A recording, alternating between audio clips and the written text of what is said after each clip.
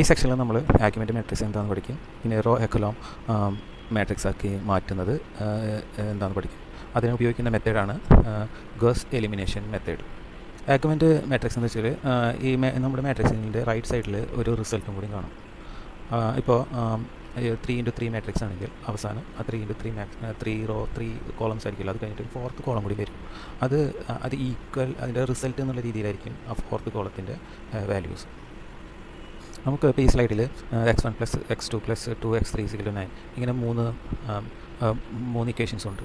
ഈ 3 ഇക്വേഷൻസിനെ നമ്മൾ argument matrix ആക്കി കൺവേർട്ട് ചെയ്യുമ്പോൾ നമുക്ക് എക്സ് എന്നുള്ള അപ്പോൾ അത് നമ്മളത് വാല്യൂ ആയിട്ട് കൺവേർട്ട് ചെയ്യുന്നു. ഇപ്പോൾ 1 1 2 അതിൻ്റെ ഈക്വൽ ടു 9 എന്നുള്ള ഇതിൽ രീതി വരും. അപ്പോൾ നമുക്കിതിൽ നമുക്കിപ്പോൾ ഇതിലൊരു എന്താ പറയുക ഓപ്പറേഷൻസ് ഉണ്ടല്ലോ, സിമ്പിളായിട്ടുള്ള റോ ഓപ്പറേഷൻസ് പെർഫോം ചെയ്യണമെങ്കിൽ നമുക്കിതിൽ ഒരു മൾട്ടിപ്പിൾ ചെയ്യാം, നോൺ സീറോ കോൺസ്റ്റൻ്റ് ആയിട്ട് മൾട്ടിപ്പിൾ ചെയ്യാം. പിന്നെ ഈ ഇക്വേഷൻസിൽ നമുക്ക് ഇൻ്റർചേഞ്ച് ചെയ്യാം. അല്ലെങ്കിൽ ഈ ഇക്വേഷൻസിൽ നമുക്ക് മൾട്ടിപ്ലൈ ചെയ്യുന്നതിൻ്റെ കൂടെ തന്നെ കോൺസ്റ്റൻ്റ് ഉപയോഗിച്ചിട്ട് മൾട്ടിപ്ലൈ ചെയ്യുന്നതിൻ്റെ കൂടെ തന്നെ വേറെ ഒരു നമ്പറുകൾ നമുക്ക് ആഡ് ചെയ്ത് എല്ലാത്തിനും കൂടി നമുക്ക് ആഡ് ചെയ്ത് കൊടുക്കാം. ഇതിൽ നമ്മുടെ ഒബ്ജക്റ്റീവ് എന്താണെന്ന് വെച്ച് കഴിഞ്ഞാൽ നമ്മൾ ഫസ്റ്റത്തെ റോയിൽ ഫസ്റ്റത്തെ കോളം അത് 1 ആയിരിക്കണം, 1 ആവുന്ന രീതിയിൽ ഇതിനെ കൺവേർട്ട് ചെയ്യണം. പിന്നെ എന്ത് ചെയ്യണം, പിന്നെ സെക്കൻഡ് റോയിൽ ഫസ്റ്റത്തെ കോളം 0യും രണ്ടാമത്തെ കോളം 1 ആയിരിക്കണം. അതുപോലെ തന്നെ തേർഡ് റോയിൽ ഫസ്റ്റത്തെ കോളം 0യും സെക്കൻഡത്തെ കോളം 0 ആയിരിക്കണം. എന്നാലാണ് നമുക്കിതിനെ ഈ ആർഗ്യുമെൻറ്റഡ് മാട്രിക്സിനെ നമുക്കിത് ഗസ് മെത്തേഡ് ഉപയോഗിച്ചിട്ട് റോ ഓപ്പറേഷൻസ് ആക്കിയിട്ട് നമുക്ക് മാറ്റാൻ പറ്റത്തുള്ളൂ. അപ്പോൾ നമുക്ക് ഇതിൽ ഓരോ സ്റ്റെപ്പ് നമുക്ക് നോക്കിയാൽ അറിയാം. ആദ്യം തന്നെ ഫസ്റ്റത്തെ റോയിൽ ഫസ്റ്റത്തെ കോളം 1 ആണ്. അപ്പോൾ പിന്നെ അതിലിനി ഒന്നും ചെയ്യാനില്ല. സെക്കൻഡിലാണ് നമുക്ക് ചെയ്യുള്ളത്. സെക്കൻഡിൽ നമുക്ക് 0 2 4 -3 ആണല്ലോ ഉള്ളത്. അപ്പോൾ നമുക്ക് ആ 2 മാറ്റാനുള്ള പ്രോസസ്സാണ് നമ്മൾ രണ്ടാമത്തെ സെക്ഷനിൽ കാണിക്കുന്നത്. അത് കഴിഞ്ഞിട്ട് അപ്പോൾ എന്തായാലും 0 2 -7 17 ആയി വരും. പിന്നെ അതിൽ രണ്ടാമത്തെ കോളത്തിൽ സെക്കൻഡ് റോ അത് 2 മാറ്റിയിട്ട് 1 ആക്കാൻ വേണ്ടിയിട്ടുള്ള പ്രൊസീജറാണ് തേർഡ് സെക്ഷനിൽ കാണിക്കുന്നത്.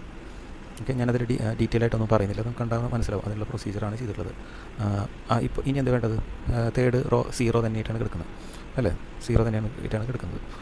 പക്ഷേ സെക്കൻഡ് കോളത്തിലും 3 ആണ്. അപ്പോൾ ആ 3 മാറ്റിയിട്ട് നമുക്ക് 0 ആക്കാനുള്ള മൾട്ടിപ്ലിക്കേഷനും അഡീഷനുമാണ് നമ്മൾ 4th സെക്ഷനിൽ നമ്മൾ ചെയ്യുന്നത്. അപ്പോൾ ഇങ്ങനെ ആക്കി മാറ്റുന്നതാണ് ഇപ്പോൾ നമ്മൾ ഈ സെക്ഷനിൽ പഠിച്ചത്. ഇതാണ് നമുക്ക് അതിൻ്റെ റിസൾട്ടായിട്ട് വരുന്നത്. ഈ റിസൾട്ടിനെ നമ്മൾ എന്താ പറയുന്നത്, റോ എക്ലോൺ ഫോം എന്ന് പറയും. ഇത് മാറ്റാൻ വേണ്ടിയിട്ട് നമ്മൾ ഗസ് മെത്തേഡ് ഉപയോഗിച്ചിട്ടാണ് ഇത് നമ്മളിങ്ങനെ മാറ്റിയിരിക്കുന്നത്. അപ്പോൾ ഇങ്ങനെ മാറ്റുമ്പോഴുള്ള ടേംസ് ആൻഡ് കണ്ടീഷൻസാണ് താഴെ വിവരിച്ചിരിക്കുന്നത്. നമ്മൾ ലെഫ്റ്റിലെ ഫസ്റ്റത്തെ റോ മുതലാണ് നമ്മളത് മാറ്റി കൊണ്ടുവരുന്നത്. അപ്പോൾ ഇതിൽ 0 അല്ലാത്ത വാല്യൂസ് നമുക്ക് ആ റോയിന് മുകളിലോട്ട് കൊണ്ടുവന്നിട്ട് വേണം നമുക്ക് പ്രോസസ്സ് സ്റ്റാർട്ട് ചെയ്യാനായിട്ട്. അപ്പോൾ ഇത്തരം കാര്യങ്ങളാണ് ഇതിൽ ശ്രദ്ധിക്കാനുള്ളത്. കണ്ടില്ല, അതിലൊരു പ്രോസസ്സ് നമ്മൾ നോക്കാം. ഫസ്റ്റത്തെ സെക്ഷനിൽ നമുക്ക് ഏറ്റവും ടോപ്പിൽ 2 0 ആണ് വന്നിരിക്കുന്നത്, ഫസ്റ്റ് കോളം സെക്കൻഡ് കോളം. അപ്പോൾ നമ്മളത് തൊട്ട് താഴത്തേക്ക് ഷിഫ്റ്റ് ചെയ്തിട്ട് സെക്കൻഡ് ഫസ്റ്റത്തെ റോയിലേക്കാക്കി മാറ്റി. അത് കഴിഞ്ഞിട്ട് നമ്മൾ ഇപ്പോൾ അതിൽ ഫസ്റ്റത്തെ 1 ആയി. ഇനി എന്ന് വെച്ചാൽ നമുക്ക് ഈ സെക്കൻഡ് കോളാണ് നമുക്കത് മാറ്റിയിട്ട് അതിൽ മാറ്റേണ്ടത്. അപ്പോൾ അത് മാറ്റുന്നു. അത് കഴിഞ്ഞിട്ട് നമ്മൾ തേർഡ് റോയും നമ്മൾ ആദ്യം പറഞ്ഞ ഫോർമുലയിൽ പറയുന്ന പോലെ നമ്മൾ മാറ്റണം. അപ്പോൾ ഈ ഫൈനലായിട്ട് വരുന്ന റിസൾട്ടാണ് നമുക്ക് എന്താണ് റോ എക്ലോൺ ഫോമായിട്ട് മാറുന്നത്. അപ്പോൾ ഇതാണ് നമ്മൾ ഈ സെക്ഷനിൽ പഠിച്ചത്.